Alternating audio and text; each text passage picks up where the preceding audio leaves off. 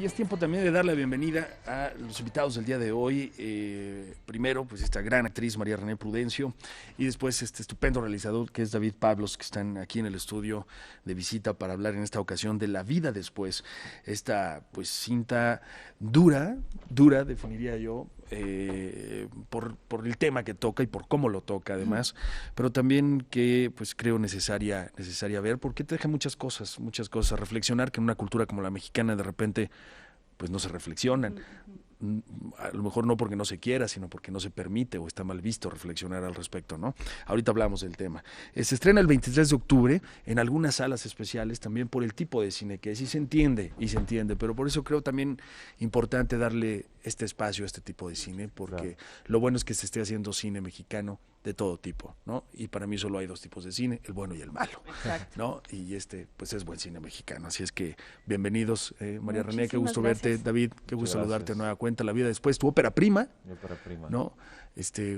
Bueno, felicidades por las elegidas, ahorita vamos a hablar también de eso, ¿no? Curiosamente las elegidas creo que se empalma todo porque sí. La vida después, 23 de octubre, sí. Y las elegidas 26 y 27 la presentamos en Morelia, la primera función aquí en México. Mira qué cosa tan curiosa, ¿no? Pero me imagino que La vida después tiene algo especial para ti por ser tu ópera prima, ¿no? Claro, tal, ¿no? claro, y además es una película pues muy cercana a mí, muy personal también, y una película además filmada en con la escuela de cine donde yo estudié, ¿no? O sea, es un proyecto que la escuela lanza ellos una convocatoria al año para exalumnos, y tú aplicas con tu carpeta, tu proyecto, y si te escogen, bueno, te dan el dinero para hacer la película, ¿no? Entonces, además de todo, una película hecha en casa en la escuela donde yo estudié. La idea principal de la película, tengo entendido, corrígeme si me equivoco, es explorar a la familia, desmenuzar, digámoslo así, el concepto que se tiene como familia en un país como el mexicano, pero no solo desmenuzarlo, sino también cuestionarlo, ¿no? Y ahí es donde radica lo duro de la película, ¿no? Cuando viene no el planteamiento, sino la cuestión, la pregunta, ¿no?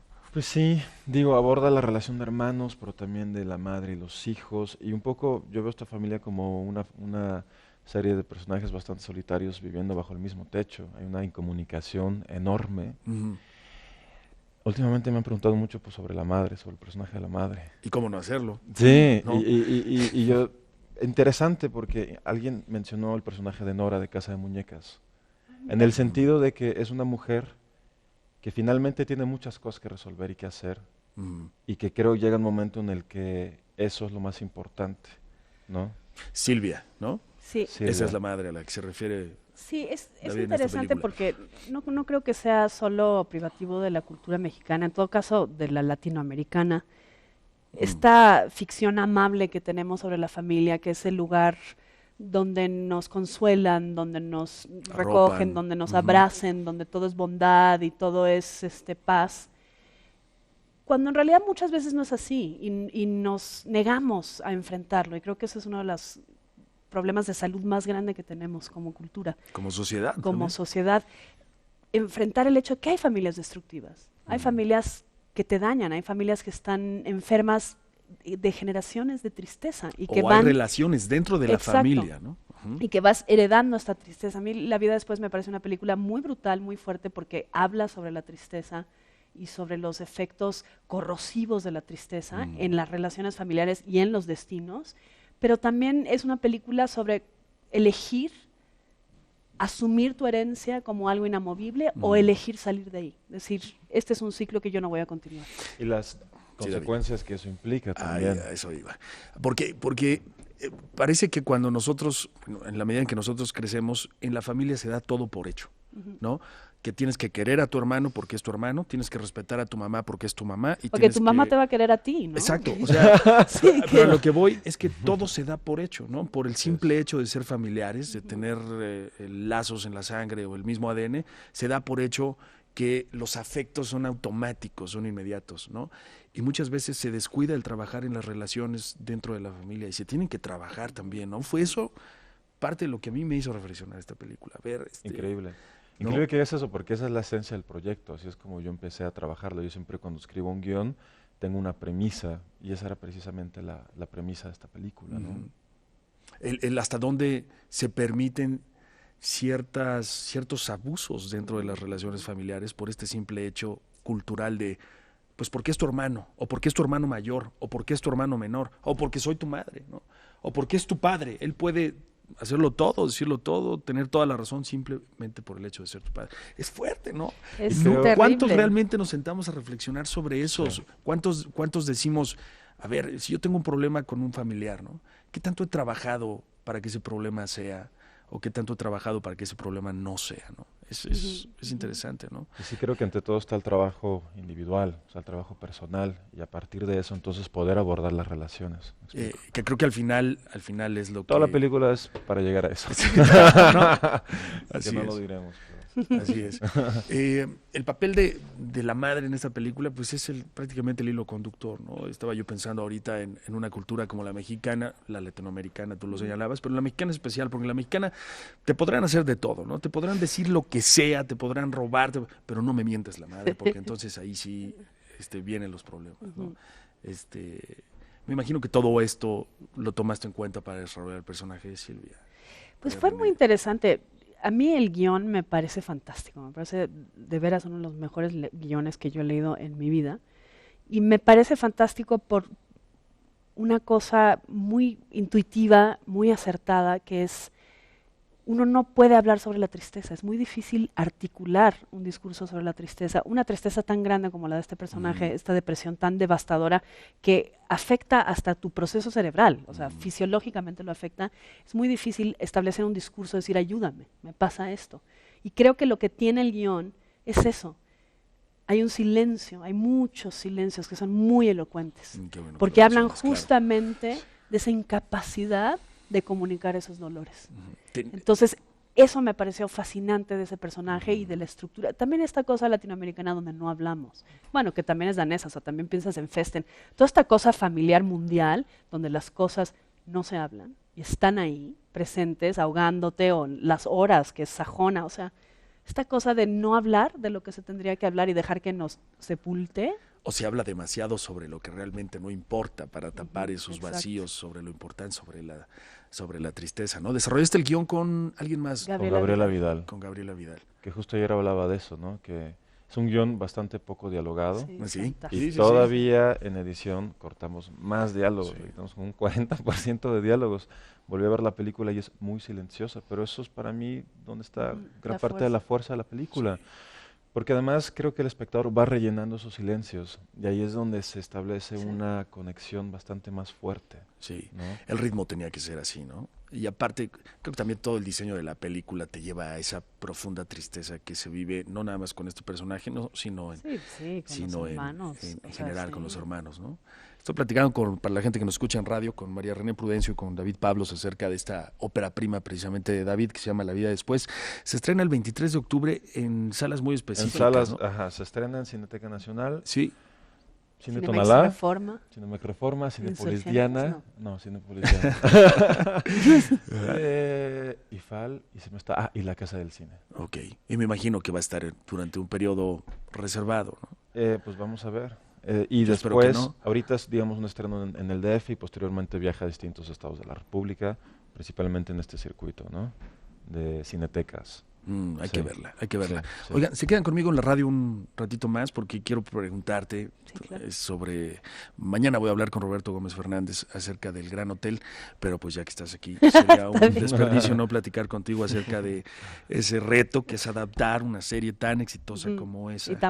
Y tan buena, porque el texto, las vueltas de tuerca que tiene esa historia son impresionantes. Entonces, de verdad, como fanático además de la serie, muero de ganas por platicar contigo al respecto. Me regalas unos minutos más y David, tenemos que hablar de las elegidas. Okay, claro que sí. ¿Te parece? Y de este reconocimiento tan importante que te hicieron en el Festival de Cannes en esta sección de una cierta mirada, que pues parece que le tiene cariño a los mexicanos esa sección y que además le trae suerte a los mexicanos que son apapachados por esta cierta mirada, por el guiño de esta cierta mirada en Cannes. Así es que regresamos para platicar de las elegidas, ¿no? Claro. ¿Te parece? Claro. Bueno, no se vayan.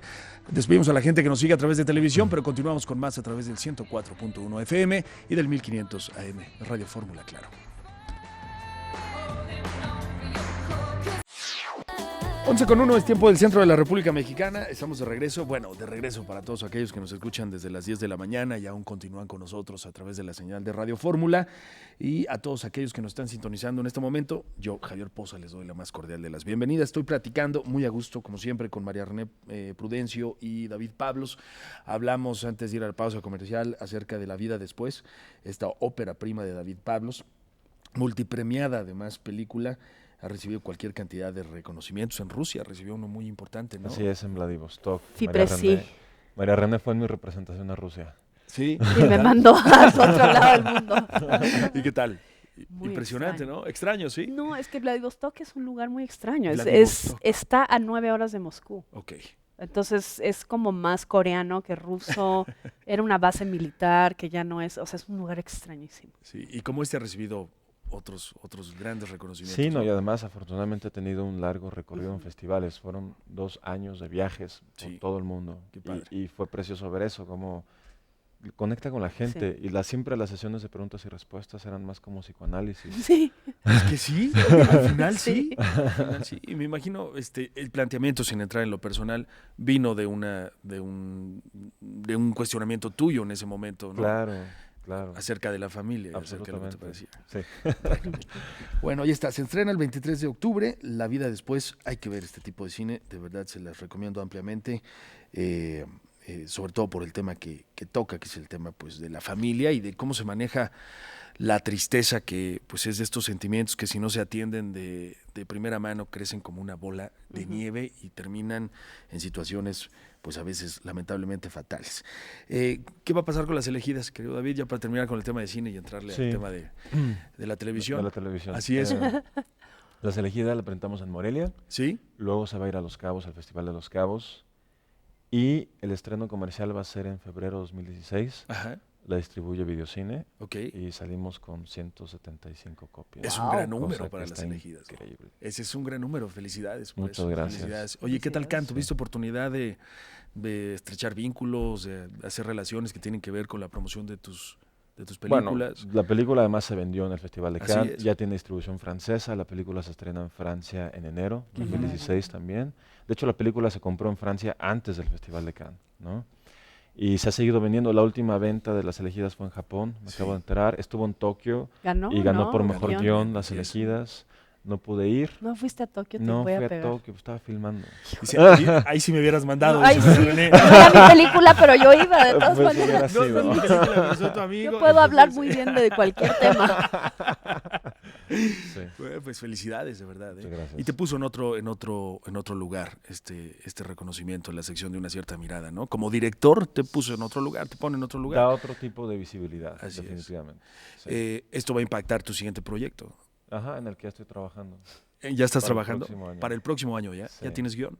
Sí, estoy en eso. ¿Y ya estás filmando? No. Todavía. No, filmé Yo otra dije, qué cosa ahorita, bárbaro. un cortito, Sí. pero este guión se filma el próximo año. ¿Puedo? No. No, Gracias. Gracias. no puedo. No, yo pregunto, ¿no? Mi productor me lo prohibió. Pero me Estos encantaría. productores, ¿qué mal le hacen a la promoción de los Sí, claro. Pero va a los ser fantástico. proyectos. ¿Va a ser aquí en María René ya México? lo sabe, sí, aquí en México. Sí, ¿vas tú, María René? No. Dentro de... No. ¿Qué clase de amigos, David? Así Pablos? son los directores. Nomás están en Cannes y Se ya, olvidan de nomás uno. nos reconocen en Cannes, todo cambia. No, bueno, pues felicidades. Espero pronto poder hablar contigo al respecto del proyecto. Por supuesto. Pero eso es una gran noticia, que ya tengas desarrollando este siguiente proyecto para el próximo año, aquí en México, ¿verdad? Aquí en México. Bueno, con actores mexicanos. Buenísimo. Ya te molestaré yo más adelante para que me des los detalles. Felicidades, David Pablos, felicidades. María René, estás adaptando una de las series más exitosas hasta este momento, por lo menos allá en España, que fue El Gran Hotel, y que muchos mexicanos ya conocen gracias a plataformas como Netflix. Ha sido una de las series pues más vistas a través de esta plataforma. Todo el mundo la comenta, la recomienda a través de boca en boca. Este es un gran reto para ti como Sí. Adaptadora. Como adaptadora, Estoy ¿no? muy feliz de la invitación de Roberto Gómez, encantada de trabajar con Francisco Franco, que es mi compadre y compinche y mi hermano, y aterrada, porque sí, en efecto es una fantástica serie, interesante, divertida, sorpresiva. Y el reto de traducirla además al 1900 mexicano, que es una época muy particular y muy interesante históricamente de este país. Y muy diferente a la que se vivió en España, ¿no? Creo que aporta líneas argumentales muy interesantes también. O sea, va a ser distinto, va a ser nuestra. Viste lógicamente las 3 temporadas de la serie española, ¿no? Que lo platicábamos ahorita fuera del aire. Yo creo que esa serie en su inicio se planteó para ser solo una temporada, pero debido al éxito tuvieron que alargarla, ¿no? Lo que se va a hacer aquí en México es se va a resumir esas 3 temporadas en una sola. En una sola. ¿De cuántos capítulos? Creo que son 80. 80. O sea que no se va a manejar, no es una serie, ¿no? O sea, están apostando, Roberto está apostando a algo muy interesante, que es un híbrido. Es un híbrido entre la teleserie. Rescatamos los elementos del melodrama, que es un género interesantísimo que tiene todavía mucho más que dar, y de la serie. Entonces está haciendo un experimento que creo que no se ha hecho hasta ahora, porque supuestamente hemos hecho series en Telemexicana, pero en realidad han sido telenovelas. Esta vez sí va a ser, esta vez sí la apuesta es en que en serio. realidad no se han hecho teleseries como tales. Exacto, ¿no? Entonces creo que esta vez, desde el guión, por lo menos desde nuestra área, sí está conceptualizado de una manera distinta. El reto está por todos lados, ¿no? Porque aquí también lo que le ayudó mucho a la serie española, protagonizada por Amaya Salamanca y por John González, fue la pareja, fueron los personajes, ¿no? Y no nada más de ellos, sino de todos los demás que son piezas fundamentales de la serie, ¿no? Los actores, los personajes. Ese va a ser un gran reto. No sé si tú como adaptadora también le puedas brindar a los actores ciertas herramientas para que hagan ese texto, ese personaje suyo. Trato de hacerlo, ¿no? Sí. Es que además hay una riqueza de elementos, de herramientas para que hagan época. O sea, hemos encontrado, por ejemplo, hay un personaje fantástico que es Ayala, que es el detective, y hemos encontrado el inicio de la forénsica en Latinoamérica, que es bellísimo. Por ejemplo, el primero que estableció las huellas dactilares como un método infalible es un argentino, en 1898. Entonces, hay cosas latinas de esa época para los actores, para la creación de sus personajes, que están fabulosos. ¿Se va a centrar en la misma época, en 1905? Sí, bueno, 1900, inicios de 1900. Que pues aquí estaba tremendo, ¿no? Se estaba cayendo a cachos el porfiriato, ya la revolución estaba tocando la puerta, o sea, sí está bien interesante. Me imagino que eres apasionada de la historia mexicana, porque si no podrías estar bueno, y adaptando esta serie. Conmigo está Carlos Pascual, que además de todo cierto, qué bueno que lo mencionas. Ser profundamente conocedor de la historia, ha escrito novelas históricas, Gerardo Pérez también, que es un gran conocedor de la tele, pero creo que hay estos elementos. Carlos, pues toda su sapiencia nos está enriqueciendo muchísimo el trabajo. Perdón por la ansiedad que provoca la expectativa, pero los que somos fanáticos de la serie española, al ver esta mexicana, que nos la vamos a perder lógicamente, ¿qué podemos esperar? ¿Vamos a ver lo mismo con actores mexicanos en la época mexicana? No. ¿O dentro de la adaptación tuviste la libertad de...? Hay una apuesta por una de las bondades de las series, que las series en la tele norteamericana básicamente, se construyen alrededor de los personajes. Si tú tienes personajes sólidos, profundos, complejos, te aguantan 9 temporadas, como Grey's Anatomy o cosas así, que la historia es ridícula, ya es absurda, porque cuántas tragedias te pueden ocurrir en una vida, pero como los personajes crean tantos lazos empáticos tan fuertes, tú los sigues viendo. Así es. Entonces la apuesta en esta adaptación es trabajar esos personajes de esa manera, profundizarlos. La española es fantástica porque tiene millones de acontecimientos y sucesos. Sí, pero ya en la segunda ya en la segunda temporada de repente ya resulta como de chiste, ¿no? Como diciendo, ¿en serio? Ya. Sí, es un no, poco eso extraño. es una larga. Pero la apuesta en esta adaptación es que tengan profundidad los personajes. Esto quiere decir, en términos más terrenales, que tienen la oportunidad ustedes como adaptadores de cortar eso que en la española sí parecieron puentes, a veces bastante, pues bastante no sólidos, digámoslo así, y trabajar más en lo profundo, como la relación de los protagonistas. O sea, cómo el hecho de que lastimen a alguien que quieres, te afecta. Entonces ahí tienes toda una beta que no está desarrollada en la versión española. Y esa es la apuesta. ¿Algún personaje cobra más peso en la serie española, en la mexicana que en la española? Sí, pero no te puedo decir. Hay grandes cambios. Pues hay varios que quedaban para... Yo cuando vi la española dije, pero ¿cómo no trabajaron más en el desarrollo de este personaje? O sea, son fantásticos. Las ideas que tenían son fabulosas. Andrés, el hijo bastardo del dueño del hotel, ¿no? ¿Qué? Exacto. Es que tú la viste. Pues no digas eso. Me puso una cara como de, no reveles esas cosas, por favor. Es el gran secreto. Te recuerdo que es una serie que ya se ha visto a nivel mundial y absolutamente todos conocemos la historia. Justo estoy escribiendo así y entonces dan la gran noticia. Bueno, perdón por hacerte sentir ese momento, pero tienes que entender que ya es una serie que muchos vimos. Pero sí, hay personajes que se van a desarrollar más. Se van a desarrollar mucho más y creo que de manera más interesante. María René, muchas gracias. Gracias por la información. David, que te sigue yendo estupendamente bien con Las Elegidas y con La Vida Después. Gracias de verdad a los dos por estar aquí. Gracias. Nosotros vamos a la pausa comercial y regresamos con más información de los espectáculos. No se vaya.